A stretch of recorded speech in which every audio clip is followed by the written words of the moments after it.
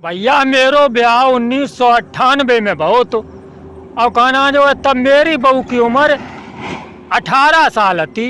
अब भैया का ना जो है ब्याह के 28 साल हुई है मेरे। अब कहना जो है एक दिन कहबो कि हमारी अम्मा घर रहें और बहू रहे और हम भैया छत पर रहें। सो हम छत पर तो सुने एक महात्मा जी आए। सो महात्मा जी ने का नाम आए कह भिक्षा मांगी तो मेरी बहू गई भिक्षा देने के लिए।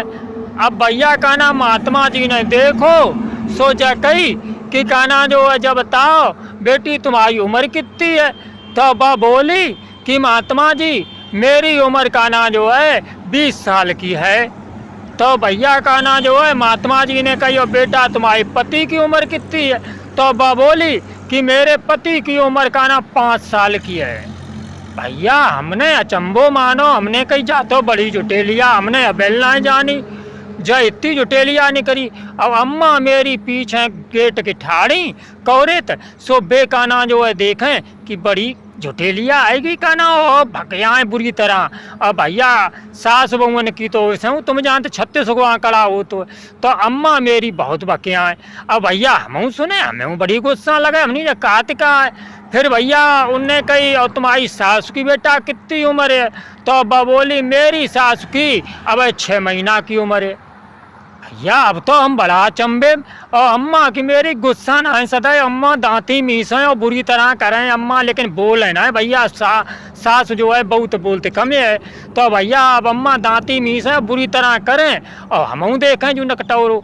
अब भैया काबो अब उनने महात्मा जी ने कही कि अब बेटा तुम्हारे ससुर की।